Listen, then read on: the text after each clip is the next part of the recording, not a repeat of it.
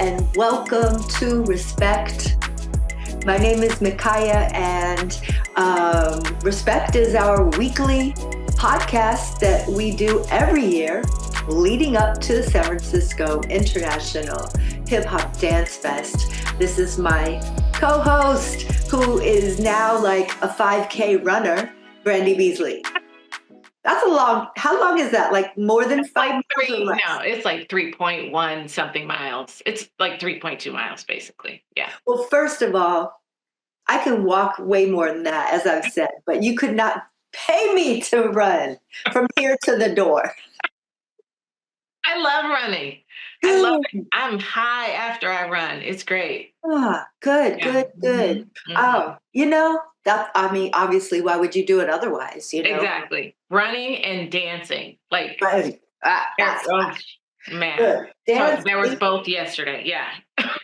Dancing. I don't know if you know as far as dance. A lot of studies have come out recently about mental health and dance, and how it's like, this magical therapy. And let me be the first to testify right now that, I can really lose myself in those moments. I think you have to, in order to be focused in the counts and the rights and the lefts and the 1, 2, 3s and the boop, boop, bow. And you forget about the world or whatever's going on, and makes you a little less crazy. It does. And then also it's good for keeping your brain healthy, like cognition. And it's like, some people learn a new language, but it's like your brain has to work to make both sides of your body coordinate and do movement. That part.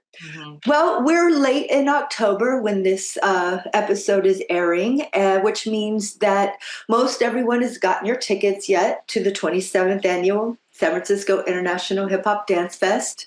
If you haven't, pause, as they say, pause this podcast and get your dang tickets. We always say it's an important arts event in San Francisco. And if you want San Francisco and the Bay Area to be a hub of diverse, important arts, then, support it. And realize that if you're new to San Francisco, that there's certain requirements that you have to kind of at least check out once, and this is one of them. And once is all we need, because once you come once, you'll be back. What's the dates? I forgot. November 8th and 9th, Saturday and Sunday. 1 show Saturday, 2 on Sunday.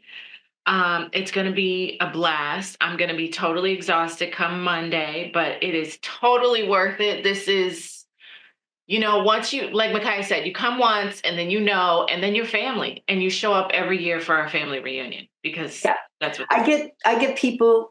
I think one of the other parts that I love about the Dance Fest is that the testimonies I get from people who have been, and then they come up to me and go, I've been coming since, the 10th anniversary or the 3rd anniversary, and my sister and I come every year, or this is the first date that I came with this man, and now we have 2 kids. Right. Like, I get all of the stories. I'm getting tingled. Yeah, I love that. But yeah, the day after, girl, all I have is go to sleep. I just sleep all day. Yeah, you cannot have something to do after. No. Woo! Sleep all day. Leave it all so out. Yeah, November 8th and 9th, go to sfhiphopdancefest.com. It's down here. Get your tickets. You have to decide which show. They're the same show. It's just we have different things with each show. So you'll have to just decide what extra thing you want to be part of. Right. Different perks on the different days. Woo! Yes. Oh yeah. The party. Oh, I got to start getting the details down for that VIP party after the show. Oh yeah. No, look, I got it down to it. I have it down to an art. Okay. Don't even worry. It's like, me and the caterer. Okay. All right. Thank you. So today is a little bit of like a nostalgic, a little blast from my past, but looking into the present and future, a little bit of my dance mom vibes. It's a lot of things, it's a lot of community up in here, our guest. Yes. Okay, we have Paula Dewart, the director of Destiny Arts Youth Performance Company, and also a teaching artist at Destiny Arts Center. She's an award-winning dancer and choreographer with over 25 years of professional performance experience and 15 years of mentoring, developing, and teaching the arts to youth throughout Oakland, and the Bay Area. Born and raised in the Bay, Paula uses her background in ballet, modern, and hip hop to create dynamic works that reflect both artistry and community. She's performed with Allan, Frias, Mind Over Matter, LL Cool J, Goapele, and numerous Bay Area artists, and her credits include TV appearances on Blindspotting. Paula is a proud alumna of Ruth Asawa's San Francisco School of the Arts. Welcome, Paula. Hey. Hi, baby. Hi. How are y'all? Good. Thank you for joining us and your time. I think we have to just get it out in the open. I've known this girl since she was, how old? 11, maybe 12, 13? I don't know. Yeah. Yes. A very long time. Actually, I think that Micaya is who I started taking hip hop seriously with around that age. Okay. So she was like my first grounding in like, oh yeah, I want to do this. Yeah. We really go back.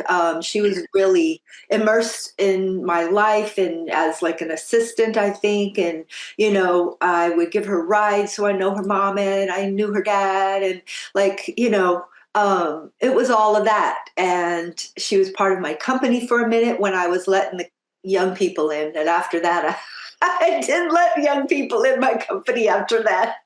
Brandy, I'm honest. It was like, okay, teenagers, no, thanks. Hey, man, that's some different energy. It's I different. think we all know that now, at this point in our lives. It's like, yeah, it's different energy. No. Yeah, an adult company should stay adult. That's my opinion. Anybody else can have theirs. That's fine. That's just my company. But you did so much. And now you are bringing Destiny Arts Youth Performance Company to the San Francisco International Hip Hop Dance Fest. And I couldn't be prouder. And tell us the journey with Destiny. How long have you been there? Man, I started teaching. I taught my first class at Destiny in 2004. So right around the time where I was doing all the things. Like I think I was in Soul Force and Mind Over Matter simultaneously and going to teach there. And I was like maybe 18 or 19 and probably didn't juggle all of that very well. That's a lot of like, time management and balance that one is ambitious and wants to have capacity for, and it lacks self-awareness to realize if they do. But that is when I first started teaching at Destiny, and I taught there from 2004 to maybe 2006 or 7. And then I went off and was like, okay, I'm going to just dance for me. And then I started back teaching in 2011, and I've been there ever since. Yeah. So lots of history, lots of just young people through a lot of generations that I run into all over. And since I was so young, like when you're younger and you're teaching young people, they seem young then, and then you run into them and, they're like, oh my God, the age difference is not as much anymore. Right. I run into just generations of paths that I've taught through Oakland. Very, very often. Mm-hmm. Yeah. Yeah. Well, wait till you get my age and grown women walk up to you and go, "You taught me when I was 5." And I'm like, Oh yeah. I get that at the, like, I'll be at the bar and I'll just be like minding my business and someone's like, Miss Paula? And I'm like, oh, You're like, not here, not hey, here. are you old enough to be here? Oh, right. I'm okay. Great. Yeah. Miss Paula. You have I came to see the Destiny show earlier this year and I was impressed, and I'm not impressed easily. I was impressed what these kids are doing and the depths that they're allowed to go with their artistry, not only dance but spoken word, and how honest and raw and it for some grown-ups who don't have that connection with kids, all the time, we needed a little bit of to hear what's going on. Because sometimes, like I have grandchildren, but they're young. And I think, what are teenagers going through? And it gave me a glimpse. Tell us, you kind of have, right there, all these kids. What is it like to be a teenager these days, in your opinion, being around them? Chaotic.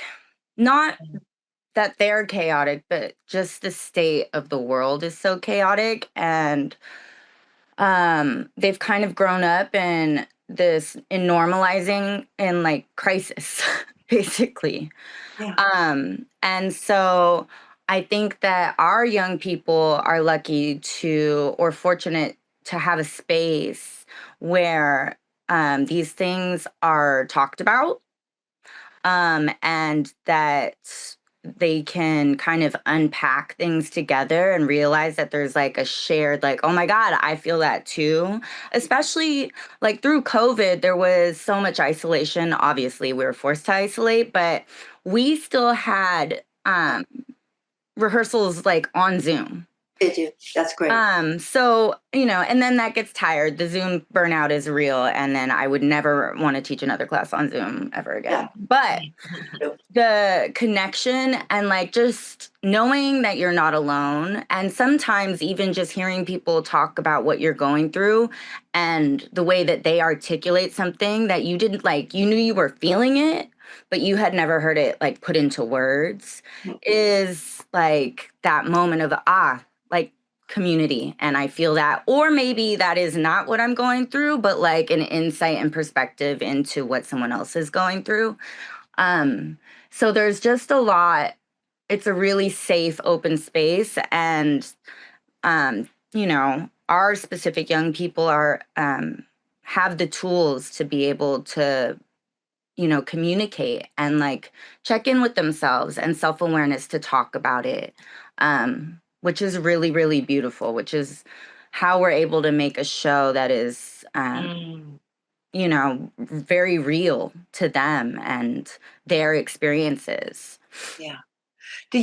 I know you don't do this alone, but you have a lot of support at Destiny, don't you, with other people? Or what's the structure like? Okay, so up until last year, I co-directed the company with Rashidi Omari, who back in the day was a part of Dream, who performed, been around a long time. And then, so it was a 2-person job. Mm-hmm. And then in September, right, because our work is seasonal. Obviously through the school year, because working with youth, summer is madness to get anyone all together.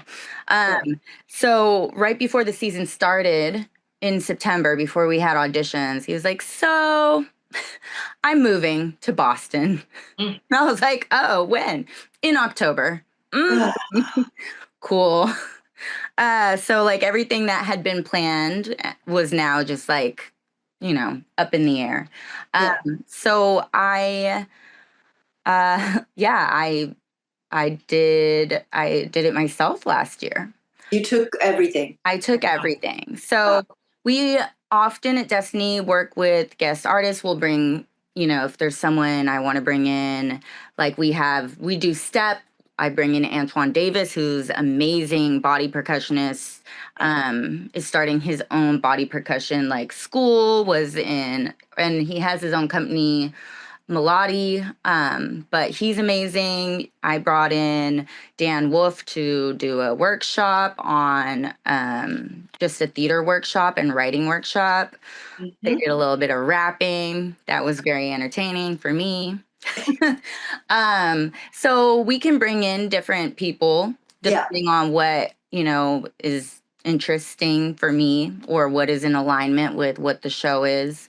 But yeah, I have an amazing production manager, Chrissy. She also works with the Alphabet Rockers, so she's really amazing, and she helps with a lot of administrative stuff so that I can focus on creating art, which is lovely because it's a lot. But yeah, there's just so much talent here in the Bay. Yeah. So, and when you grow up here, you've known so many people for so long. I had Allan Frias come and teach a piece to my kids. Oh. I had Samara. It's early. I'm never up this early. Not even on a Sunday. But Samara, she's an alpha. I know her last name. It's just not coming. Atkins. Thank you. Okay. She came and taught. So we have, I want the young people to be exposed to as much as possible, but I hold the space and mainly I'm doing most of the choreography, but it is a lot of collaboration. Yeah. That is a lot. One thing I'm a nurse, amongst other things, and my experience with Destiny Arts, I know that you have a social worker on staff. Yes. Which is like mind-blowing, right? I feel like, I was like, why doesn't every dance studio have a social worker? This just makes sense, right? And not even just for kids, but, especially for kids. So, when you, in your bio, like, the word community and mentor, like, we talk to artists and that is so important and such a huge part of dance that I think people outside of the community don't realize that that's happening. And then, for people to come into Destiny Arts and learn about, oh my God, there's a social worker on staff. Wow. Yeah. That is beautiful. Yeah. We have the care team, which basically leads healing-centered, strength-based wraparound support at Destiny. So we provide services and supports tailored to the needs of like our youth and our family. Everyone has access and to our referral and mental health services. And like you said, it's really important for youth, not just youth, but adults. I think that when it is normalized as a young person, then that carries over into as we grow and then ripples down through the next generations. It's not as I think it's becoming more normalized for adults now, but if we really ground ourselves and our young people early in that it's not weakness, that it's not like, oh, we don't do that. We don't ask for support, then we can normalize it and hopefully all have, healthy mindsets around getting the support that we need because it's not easy. And so, yeah, that's something we're very, very happy and proud of offering. Definitely seems like, when they have a good budget and support, the music was on point. You all had some beautiful imagery, some film background for some of the pieces. Guest choreographers. I love that, and keep thriving and surviving. More than survive, keep thriving. Keep thriving. Tell us what Destiny is bringing to the DanceFest this year. What's your piece? Okay. So the piece that we are performing is called We Represent the Bay. And it's really, first of all, I'd like to say that last year I hit up Micaya and I asked, I really wanted my young people to see the show because, you know, it's an amazing show. I performed in it when I was a teenager all the way through my 20s. And a lot of people, I know. And a lot of people don't, yeah. Because you're on one of these posters. I am on one of those posters. Which one is it? It's the one with me and Allan. Oh, with the yes.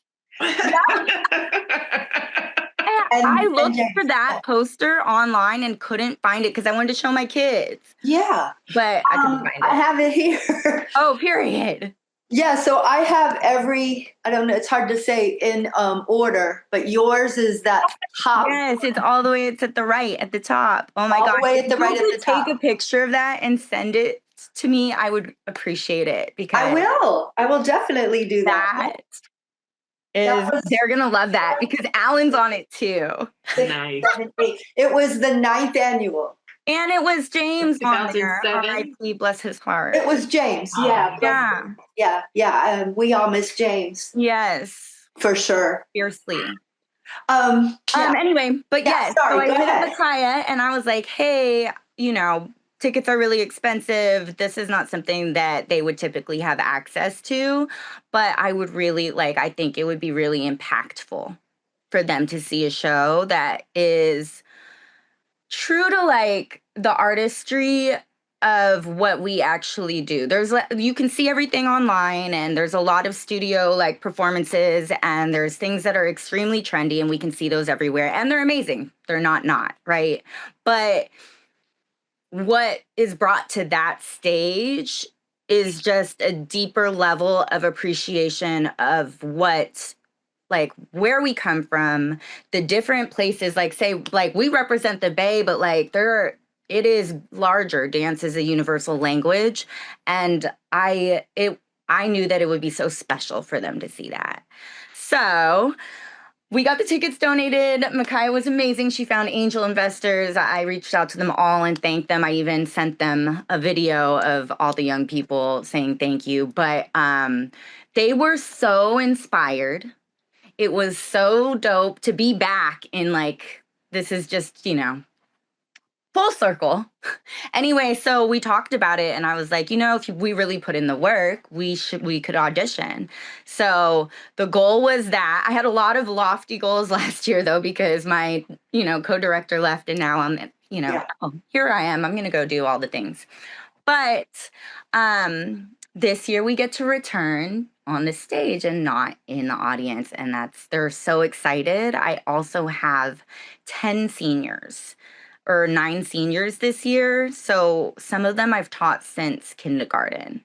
So this is a really special year to have this be their last year and to make it on this stage. And I'm going to be a weeping mess at the end of our last show. But yeah. So that's first, I just had to say that they were so inspired and now they get to come and perform and it's a really big deal. And they're so excited. That is amazing. Yeah, it's really exciting. Okay, so our piece is we represent the Bay, and it's really a love letter to the Bay Area, to Oakland, to the people and the culture that raised us. It's gritty, joyful, proud, rooted in resistance. We wanted to capture what it means to grow up here, to move through, struggle, but still hold so much pride from where you're from. And it is an international dance fest. So I'm really happy that we get to perform and represent the Bay. And they are really amazing young people. It will be just an impactful experience all around for them. I'm so excited for them. They have no idea just all the things that they will take from this and even just being around the other artists internationally. I'm over the moon. I'm so excited. We're really excited.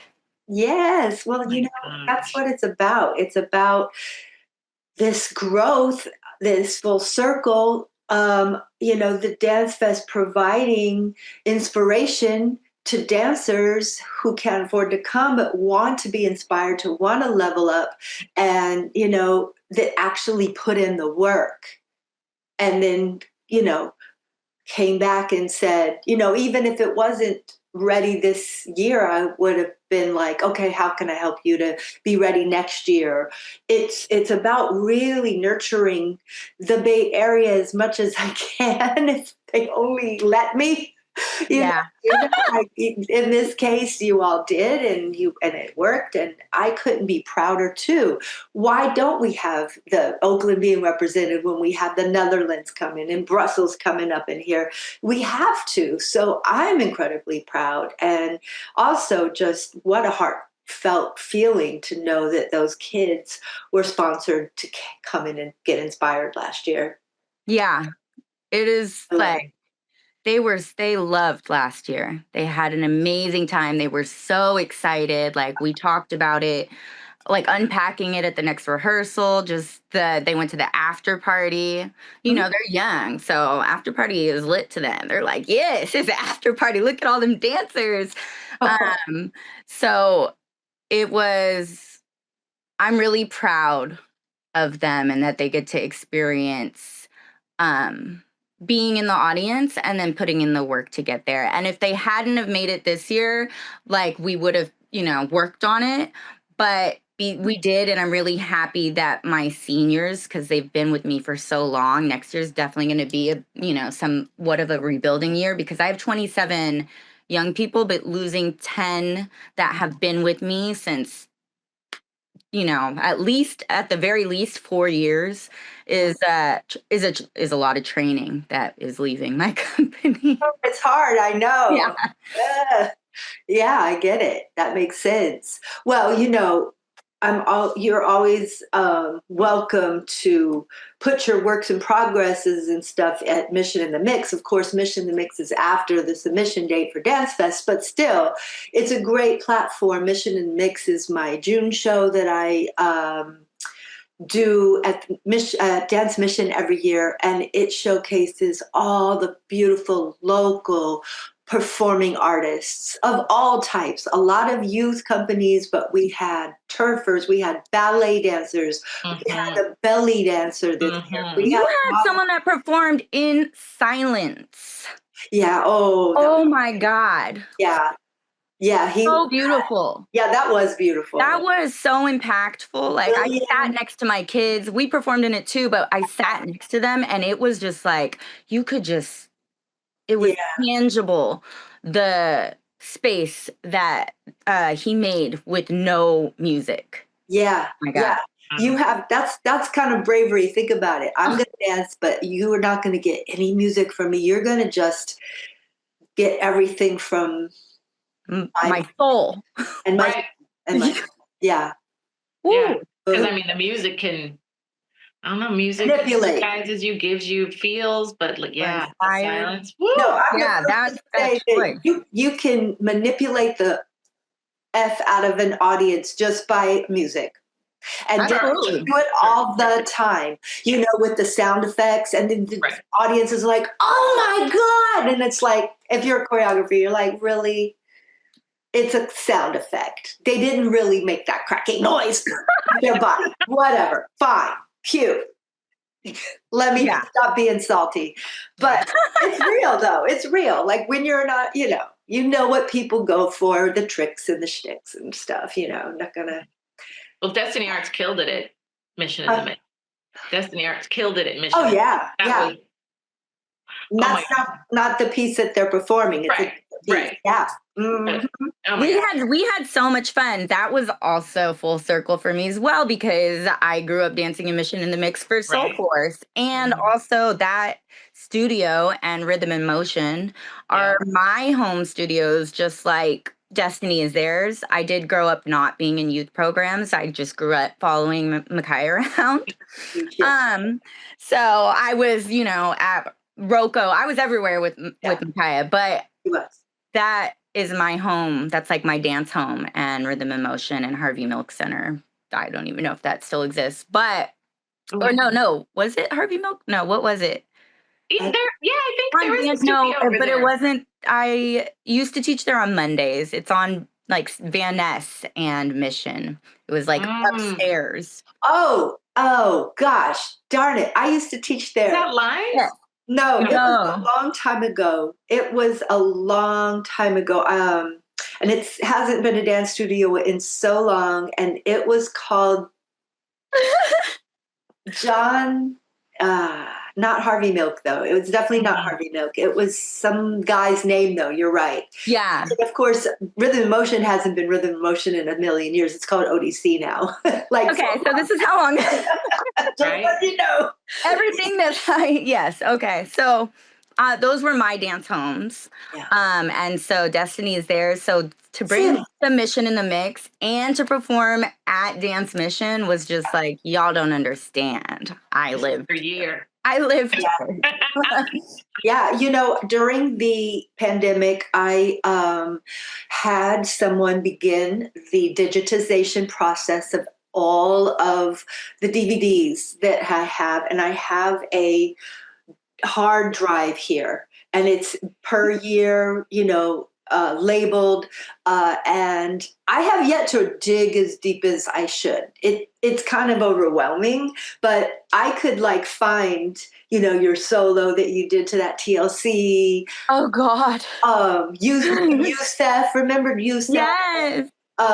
Just all the stuff, I can find it. So someday you'll have to come over. We can have some wine and just watch some old videos. Oh God, there's a lot. Yeah. Oh my God, the Soul Force shows. Yes, there's so many. I have no footage. Yeah, I have it all now. I have it all on a hard drive. Which, that's a party. Charge some ticket prices. Oh, let's do a viewing first. You're like, wait. Hold on. It's a lot. I was, it's in my mind, it was real fun. We'll see how I look. I mean, I think I feel that way too. And then when I look at it, you're like, whatever. Yeah. Whatever. No, it would be so fun to watch. Yeah. And it took him 5 years to really get all of that together.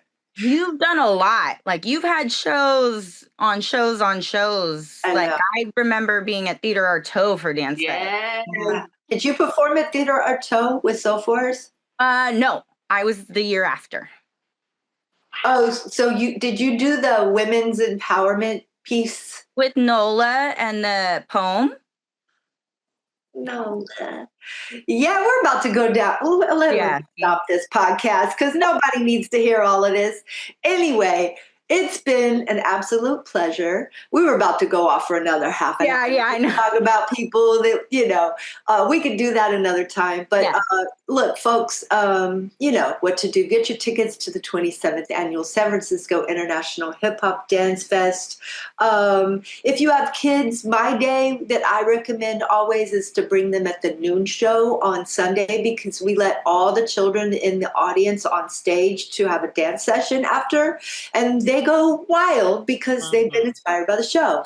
If you have somebody who just wants to show out and have a fun time, I would say come to the Saturday night show because we have a Soul Train freestyle contest where you could win anywhere between $200 and $50 as a prize. Sorry, if you're a performer, you can't participate.